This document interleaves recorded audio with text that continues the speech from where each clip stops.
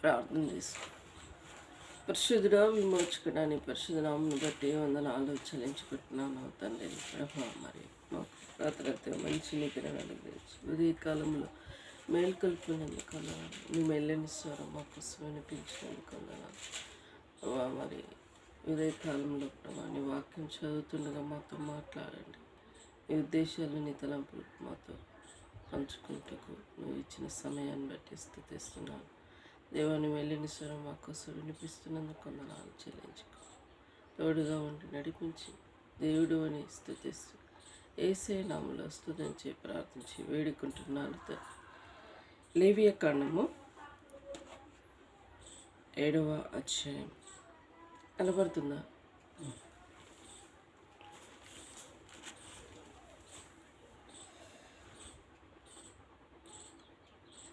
అపరాధ పరిహార బలి అతి పరిశుద్ధము. దాని గూర్చి విధి ఏదనగా దహన బలి పశువులను వధించిన చోట అపరాధ పరిహార బలి రూపమైన పశువులను వధింపవలను. బలిపీఠం చుట్టూ దాని రక్తము ప్రోక్షింపవలను. 3. అప్పుడు మోషే అహరోనుతో ఇట్లానెను, ఇది యెహోవా చెప్పిన మాట, నా వద్ద నుండి వారి యందు నేను నిన్ను పరిశుద్ధపరచుకుందును, ప్రజలందరి ఎదుట నిన్ను మహిమపరచుకుందును. 7వ అధ్యాయం 6 చదువుతున్నావా? కాదు, లేవియ కాండము 7వ అధ్యాయం.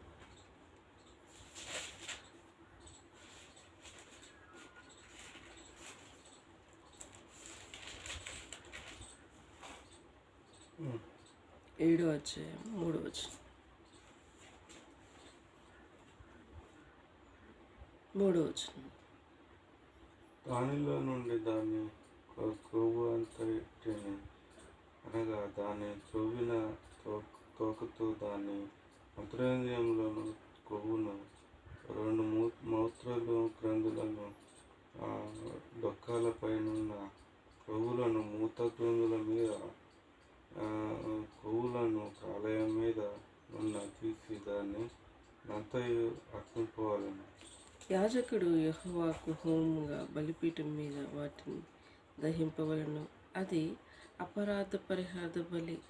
యాజకుల్లో ప్రతి మగవాడు దాన్ని తినవలను. అది అతి పరిశుద్ధము. నా పరిశుద్ధ స్థలంలో దానిని తినవలను. పాప పరిహార బలిని గూర్చి కానీ అపరాధ పరిహార బలిని గూర్చి కానీ విధి ఒకటి. ఆ అతి ద్రవ్యమును దాని వలన ప్రాయచిత్తమును చేయి యాజకుడగును. ఒకడు తెచ్చిన దహన బలిని ఏ యాజకుడు అర్పించును, ఆ యాజకుడు అర్పించిన దహన బలి పశువులను చర్మమును అతనిది, అది అతనిదగును. 9. పొయ్యి మీద వండిన ప్రతి నైవేద్యమును, కుండలోను కానీ పెనుము మీద కానీ కాల్చిన యావత్తును దాన్ని అర్పించిన యాజకుని గది అతని యగును.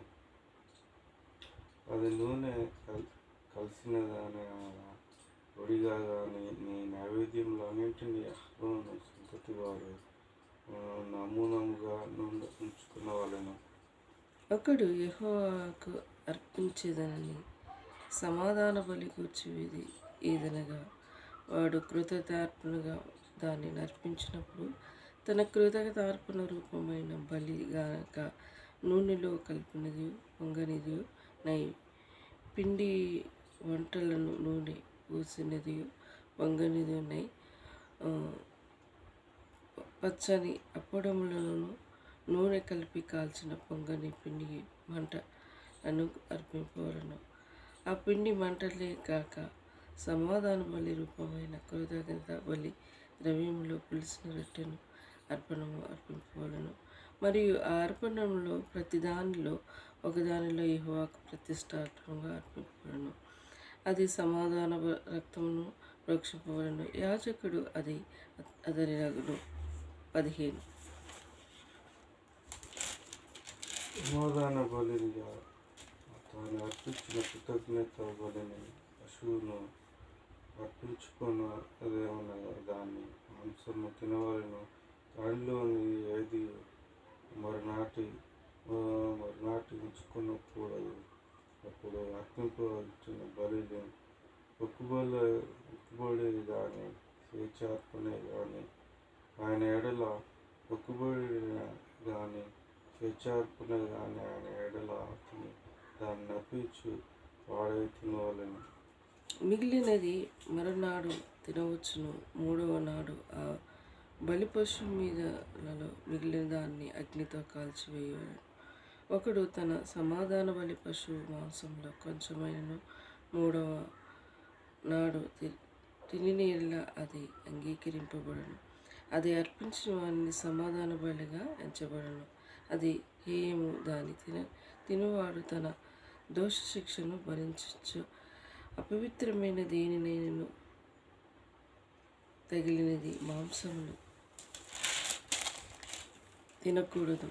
అగ్నితో దానిని కాల్చి వేయవలను.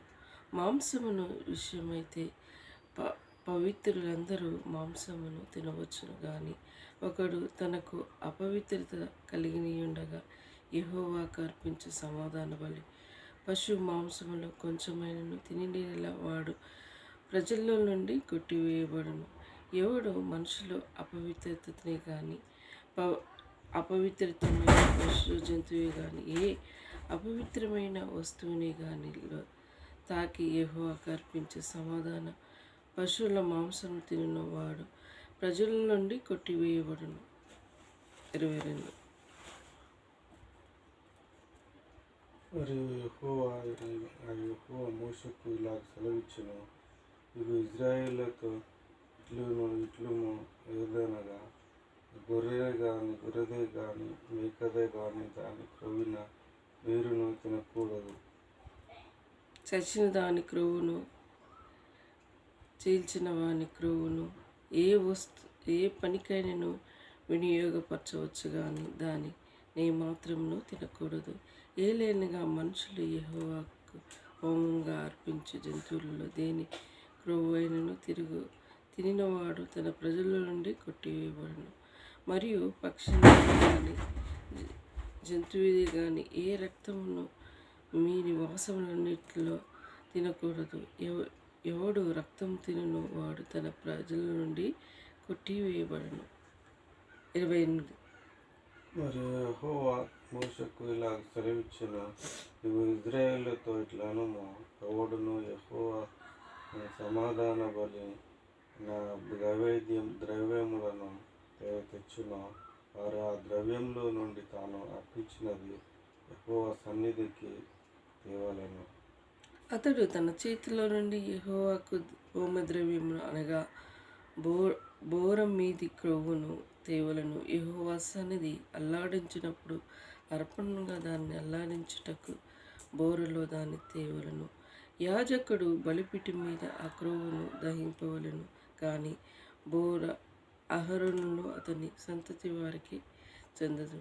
సమాధాన బలి పశువుల నుండి ప్రతిష్టార్పణముగా యాజకుడు కుడి జబ్బునియ్యవలను. అహరోను సంతతి వారిలో ఎవడు సమాధాన బలి పశువు రక్తమును క్రొవ్వును అర్పించిన కుడి జబ్బు దాని అగును. ఏలైనగా ఇశ్రాయేలు యొద్ద నుండి అనగా వారి సమాధాన బలి ద్రవ్యముల నుండి అల్లాడించిన బోరను ప్రతిష్ఠితమైన జబ్బును తీసుకొని నిత్యమైన కట్టడ జబ్బున యాజకుడైన అహరోను అతని సంతతి వారికి ఇచ్చినాడు. 35. ఏలైనగా ఇశ్రాయేలు యొద్ద నుండి అనగా వారి సమాధాన బలి ద్రవ్యంలో నుండి అల్లాడించిన బోరును ప్రతిష్ఠితమైన జబ్బును తీసుకొని నిత్యమైన కట్టడ చొప్పున యాజకుడైన అహరోను అతని సంతతి వారికి ఇచ్చి ఉన్నాడు. వారు తనకు యాజకులైనట్లుగా యెహోవా వారి చేరదీసి దాని యందు యెహోవా అర్పించు హోమద్రవ్యములలో నుండి అభిషేకమును బట్టి అహరోను అతని సంతతి వారికి కలగను. నాటి ఇజ్రాయేలు వారికి అక్కివ్వగలను. యెహోవా వారిని అభిషేకించే దినమున వారి తరతరములు నిత్యము కట్టడంగా నియమించెను. ఇది దహన బలిగా గూర్చి, అది రాధ పరి రాధ పరిహారార్థ బలిగా నైవేద్యం గూర్చి, పరిహారార్థ బలిగా గూర్చి, అపరాధ పరిహారార్థ బలిగా గూర్చి, ప్రతిష్టాపన గూర్చి, సమాధాన బలి గూర్చి చేయబడిన విధి. ఇజ్రాయేలు యెహోవాకు అర్పణములను తీసుకొని రావాలని సినాయి అరణ్యంలో ఆయన ఆజ్ఞాపించిన దినమున యెహోవా సినాయి కొండ మీద మోషేకు అలాగనే ఆజ్ఞాపించాను. దేవుడి మాటలు దీవించి ఆశ్రయించుగాక. ఈ అధ్యాయంలో మనం చూసుకుంటూ వెళ్తే అర్పణ గురించి చెప్పబడుకుంటూ వస్తుంది. ప్రతిష్టార్పణ, అర్పణ అర్పణ అర్పణ లేవియకాండం మొత్తానికి అర్పణ. దేవుడు ఏ విధంగా అర్పణను, ఆ రోజుల్లో బలులను ఏ విధంగా అర్పించబడిండో చెప్పుకుంటూ వస్తుంది. ఇందులో ఒకటి మాత్రం, సమాధాన బలి అర్పించినప్పుడు ఆ మాంసమును తినవచ్చాలని చెప్పబడుకుంటూ వస్తుంది.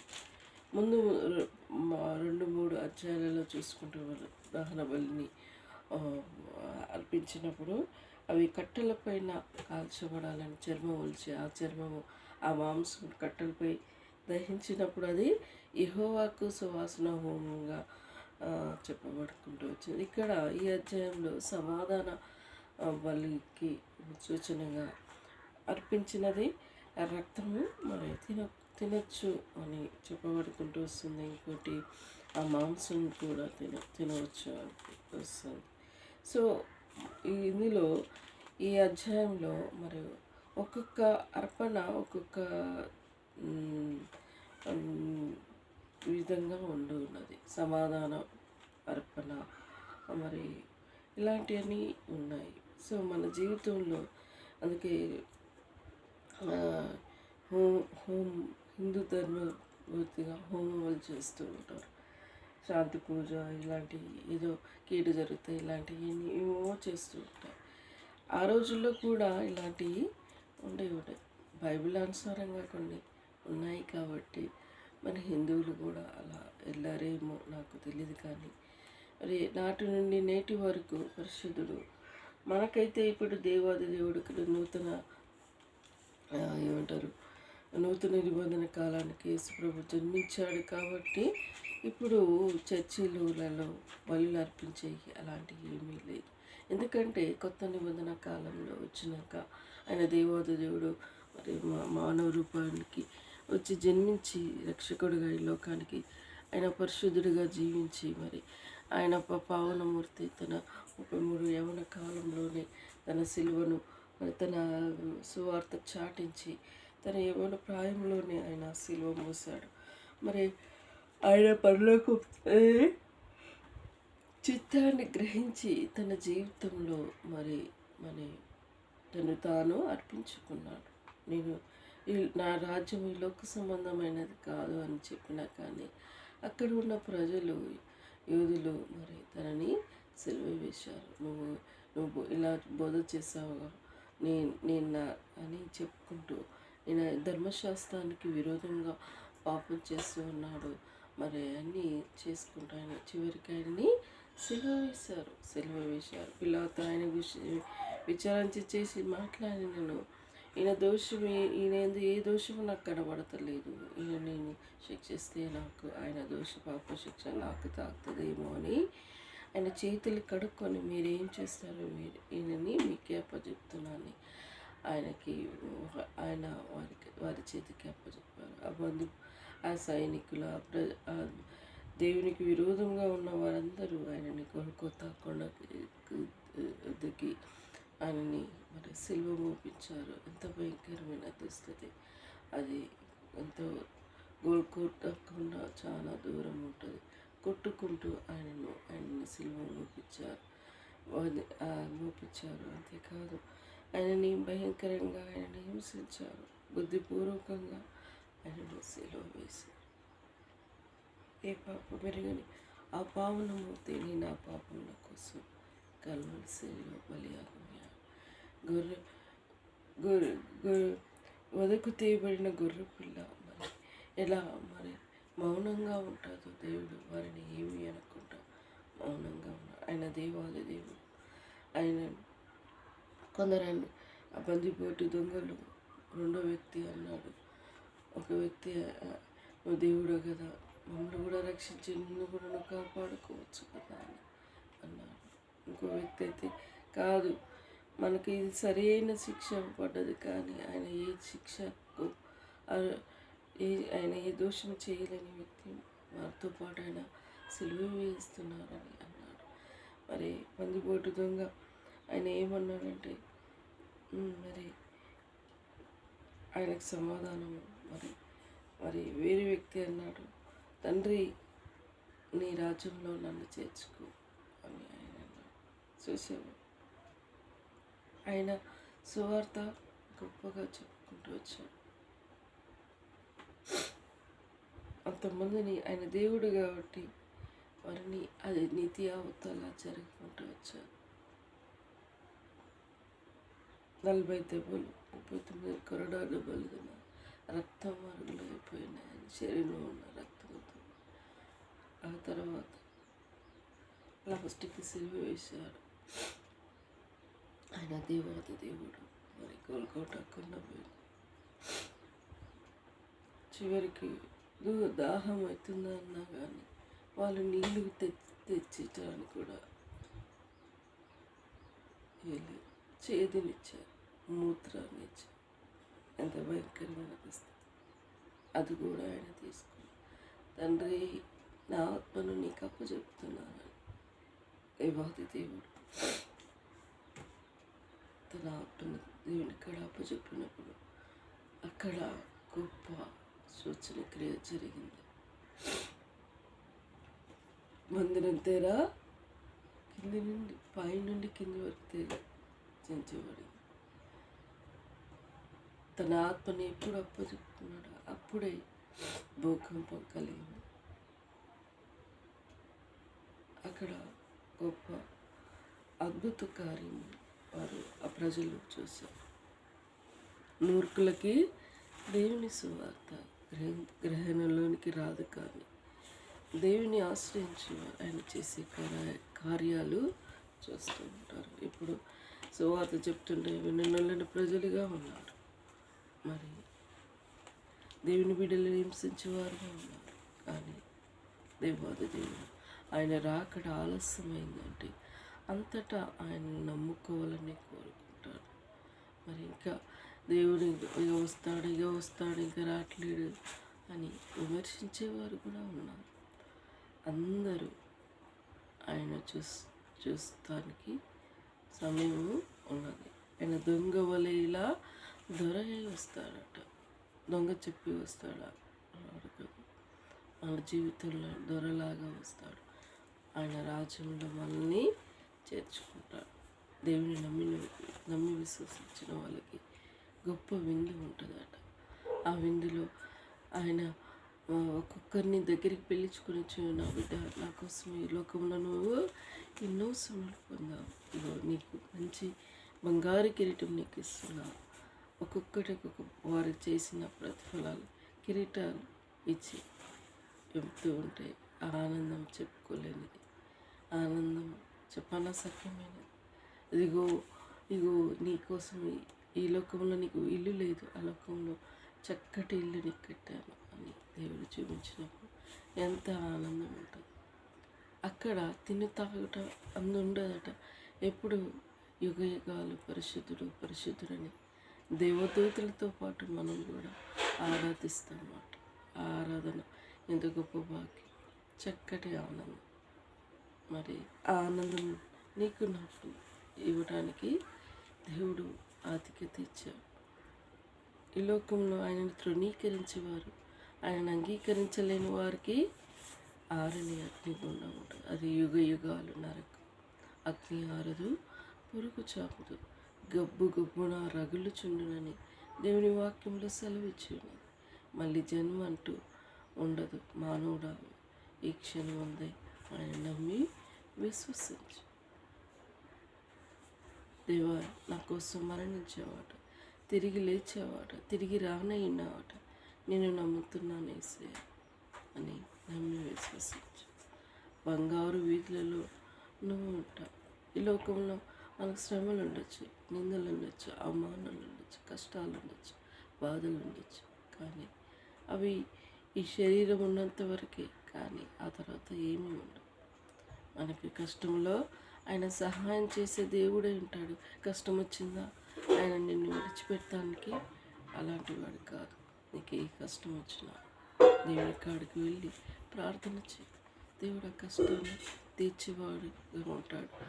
కష్టంలో శక్తినిచ్చే సామర్థ్యం కలిగిన దేవుడే ఉంటారు. సామాన్యంగా మనుషులు ఏదైనా కష్టాలు బాధలు వచ్చినప్పుడు మనోవేదన మనశ్శాంతి కోల్పోతూ ఉంటారు, ధైర్యాన్ని కోల్పోతూ ఉంటారు. జీవితంలో జరగలేని ఎదురుదెబ్బ ఎదుర్కొన్నప్పుడు వారిలో ఎంతో మనస్తాపం గురవుతూ ఉంటారు. దేవాది దేవుడు గొప్ప దేవుడు. ఆయనని మనని బలపరిచేవాడు. కష్టంలో బాధల్లో మన చెయ్యి పట్టుకుని లేవనెత్తి మన శక్తిని సామర్థ్యమును ఇచ్చే దేవుడు. నా జీవితంలో కూడా అలాంటి ధైర్యాన్ని నింపి నన్ను బలపరిచిన దేవుడు ఈనాడు కూడా నిన్ను కూడా బలపరిచే దేవుడు. ఆ సామర్థ్యం నీకు ఇచ్చే దేవుడు. నువ్వు నమ్మి విశ్వసించి ఈ దేవుడు ఈ మాటలు దీవించి ఆశ్రయించుగాక. ప్రార్థించుకున్నాను. పరిశుద్ధుడా, విమోచకుడా, నీ పరిశుద్ధ నామమును బట్టి వందనాలు. దేవా, ఉదయకాలంలో నీ పాదాల సన్నిధికి వస్తున్నాను. నీ మెల్లని స్వరం మా కోసం వినిపించావు ప్రభా. ఆయన వినువారు హృదయాలు నీ రక్షణ కార్యం జరిగించండి. నా యూట్యూబర్స్, నా సబ్స్క్రైబర్ని రక్షించి కాపాడండి ప్రభా. నాయన నా కుటుంబాన్ని మరలా మీ పాదాల సన్నిధిలో మొరపెట్టుకుంటున్నాను. నాన్న చేసే పనిని ప్రభా జ్ఞాపకం చేసుకోండి. నాయన మరి నీళ్ళు గ్రామంలో పెట్టి పని వేరే గారికి అప్పచెప్పారు. నాయన దేవా మరి జ్ఞాపకం చేసుకోండి. ఏదేమైనప్పటికీ మరలా ఆ పనిలో నాన్నని నిలబెట్టండి ప్రభా. మరి జ్ఞాపకం చేసుకొని గ్రామంలో సమృద్ధి అయిన నీరు ఉండటకు కృప దయచేయండి. నీరు లేకుంటే మానవుడు జీవించలేడు ప్రభా. జ్ఞాపకం చేసుకోండి. అన్నిటికంటే ముఖ్యంగా నార్కట్పల్లి ప్రాంత ప్రజలకి దేవా సకాలంలో మాకు మంచి వర్షాలు అనుగ్రహించండి. తగిలినైనా నీ దయని పాలించండి. ఒకరు చేశారంటే ఆపశిక్ష వారిని బట్టి దేవా నీతిమంతులను బట్టి శిక్షించకూడదు. నార్కట్పల్లి ప్రాంత ప్రజలకి నాయన వారు చేసే దోష పాప శిక్షలను బట్టి ప్రభా మాకు నీళ్ళు ఇవ్వకుండా దేవా వర్షములు ఆటంకం రాకుండా చేయకు నాయన. పాపుల వేళ ప్రేమను చూపించే దేవుడు మంచి వర్షాలను అనుగ్రహించండి. సమృద్ధి అయిన వర్షాలను మాకు అనుగ్రహించండి. దయపై మాపై విశ్వాసులపై దయ చూపించు. మా ఎడల నీ ప్రేమను కుమ్మరించు దేవా. ఒక గ్రామంలో ఒక్కరు నమ్మి నీ అందు విశ్వాసం ఆ గ్రామం అంతా రక్షణలోనికి వస్తారన్నావు కదా దేవా. అదే వాక్యం పడుతున్నాను. మా ఎడల నీ జాలి చూపించు దేవా. విశ్వాసులపై నీ ప్రేమ చూపించు. మా ప్రేమని ఇతరులు గ్రహించే విధంగా దేవా గ్రామంలో సమృద్ధి అయిన నీరుని అనుగ్రహించమని ప్రార్థిస్తున్నాను. మంచి వర్షాలను అనుగ్రహించమని కోరుకుంటున్నాను. నాన్న చేసే మూరులు వారు ఎవరు చేసే పని వారు చేస్తేనే ఆ వ్యక్తికి విలువ ఉంటుంది ప్రభా. మరి గ్రామ సర్పంచ్ ఎందుకు ఆ నియమం తీసుకున్నాడు మాకు అర్థం కావట్లేదు దేవా.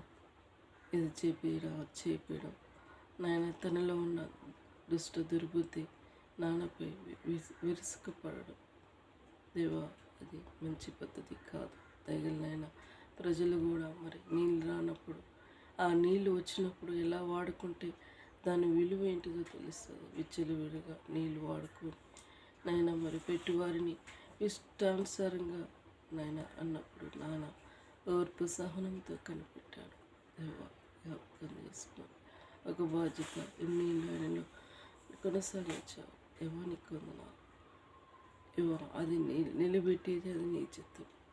జ్ఞాపకం చేసుకోండి. వందనాలు చెల్లిసి నాన్న అమ్మ రిటైర్మెంట్ స్టేజ్కి వచ్చారు. మా ఇద్దరి లైఫ్ సెటిల్ అవటకు మార్గం సరళపరిచారు. గ్రూప్ 1 నోటిఫికేషన్ కోసం, గ్రూప్ 2 నోటిఫికేషన్ కోసం నేను పెడుతున్నాను. దేవా మరలా నన్ను నిలబెట్టండి అయ్యా. ఒక ఉన్నతమైన స్థానంలో నన్ను నిలబెట్టండి. నీ నామాన్ని ఘనత తెచ్చుకోదేవా. లైఫ్ పార్ట్నర్ యెహోవా భయభక్తులు గలవారు నీ చిత్తంలో ఉన్నవారిని ఈ గృహానికి నడిపించండి ప్రభా. ప్రేమతో పంపిన ప్యాకేజ్ రిసీవ్ చేసుకోవడానికి దేవా నేను మరలా లోనికి అప్రోచ్ అవుటకు నన్ను దీవించండి దేవా. సహాయపడండి ప్రభా. నాయన అది నీ చిత్తంలో ఉంటే లోన అప్రోచ్ అవుటకు మార్గం సరళపరచండి దేవా. ఏదేమైనప్పటికీ నీ చిత్తమే నా ఇల్లు జరిగించండి. గృహంలో సంతోషం నింపండి. తమని భవిష్యత్తు విషయంలో మార్గం సరళపరచండి. రైల్వే జాబ్ని ఎన్నిక చేయండి. వీటిని నిలబెట్టండి. జాబ్ లైఫ్ అవుతాను యెహోవా భయభక్తులు కలవారితో జతపడుటకు నీ చిత్తంలో ఉన్నవారిని గృహానికి నడిపించండి దేవా. ఇలా నా సమస్యలు ఎరిగిన దేవుడు నీ మహిమలో జరిగించండి, తీర్చండి. పరులకు తల్లిగా తండ్రిగా యాజకత్వం వహించండి. శత్రు సాతానతలను చితుకు తక్కండి. మా ద్వారా వచ్చే మహిమ దుష్టుడు దొంగిలించకుండా కంచి వేయండి దేవా. జ్ఞాపకం చేసుకోండి. చెంచల కుటుంబంలో వారికి అక్కరలు ఫైనాన్షియల్ ప్రాబ్లం తీర్చండి. జీతాలు పడే కృపను దయచేయండి దేవా. చిన్నోడు ఈ సంవత్సరం నుండి స్కూల్కి వెళ్తాడు. ప్రేమడిని దీవించండి. రాక వారి తోడుగా ఉండండి. వారి అక్కరలు తీర్చండి ప్రభా. నిరంజన జ్ఞాపకం చేసుకోండి. జాబ్లో నిలబెట్టండి దేవ. చంచలత్వంగా ఉండకుండా వీటికి మరలా జాబ్ను అనుగ్రహించండి. వీటిని ఎన్నిక చేయండి.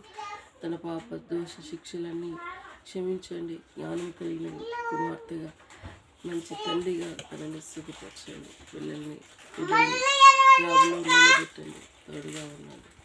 అన్ని విషయాల్లో సహాయపడని ప్రార్థిస్తాను. ఇంతవరకు చేసిన మేలు చేయబోయే మేలుల కోసం నీ పాదాల సన్నిధిలో ఎత్తిపెట్టి ప్రార్థిస్తాను. మాకు ఇచ్చిన సమయాన్ని బట్టి స్తుతిస్తాను. తగ్గించుకుంటూ నేను ఆలోచించుకుంటూ ఘనత ప్రభావం పొందమని యేసు నామములో స్తుతించి ప్రార్థించి వేడుకుంటున్నాను తండ్రి. యేసు రక్తమే జయం, సిల్వ రక్తమే జయం. యేసు నామం సంపూర్ణ విజయం కలుగును గాక. అపవాదికి అనంతం నాశనం మగును గాక.